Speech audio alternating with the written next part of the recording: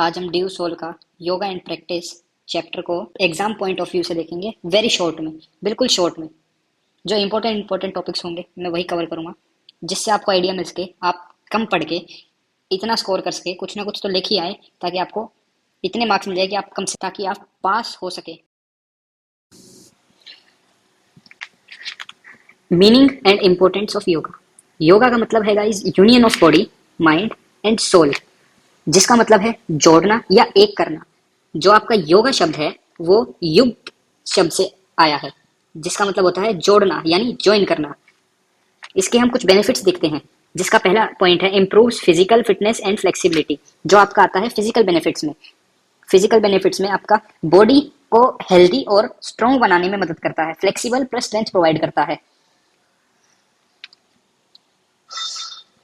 Flexible plus strength provide करता है।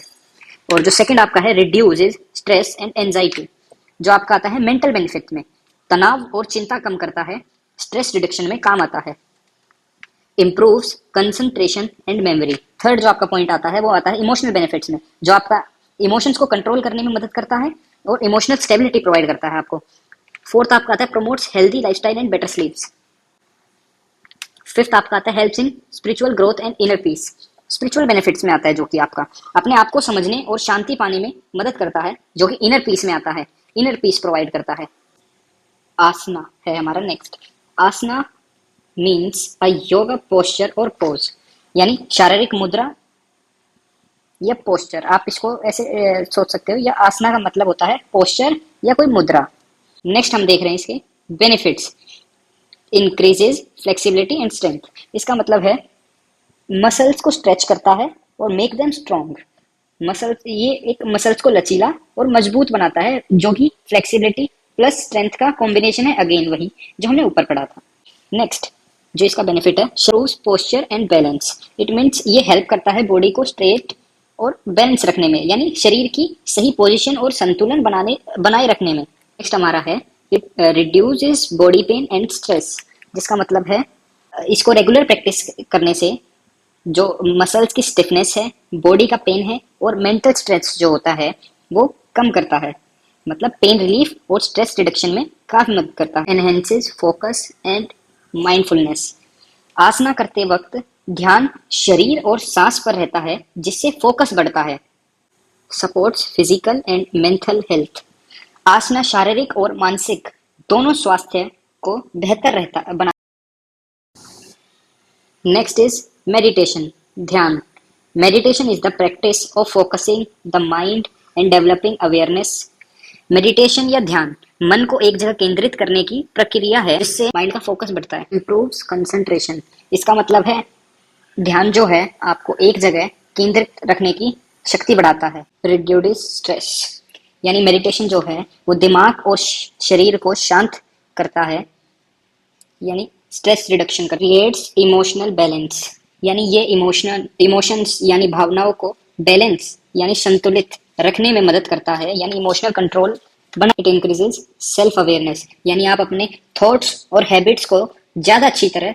It brings peace and positivity, यानी मेडिटेशन से मन में peaceful and positive. Pranayama and its importance. Pranayama means control of breath. Pranayama जो है ब्रीथिंग एक्सरसाइज है एक तरह की, और जो इसके बेनिफिट्स हैं वो है इट इम्प्रूव्स लंग फंक्शंस, यानी लंग्स को मजबूत बनाता है और लंग्स की जो कैपेसिटी है उसको increase. It increases oxygen supply, और जो बॉडी और ब्रेन तक ज़्यादा ऑक्सीजन पहुंचाने का काम करता है। Uses anxiety and stress. अगर कंट्रोल्ड वे में ब्रीथिंग को किया जाए तो मन काफ़ी हद तक शांत किया जा सकता है। It improves focus and mental clarity. ये सोच को क्लीन और ध्यान को मजबूत करने में बहुत हेल्प करता है।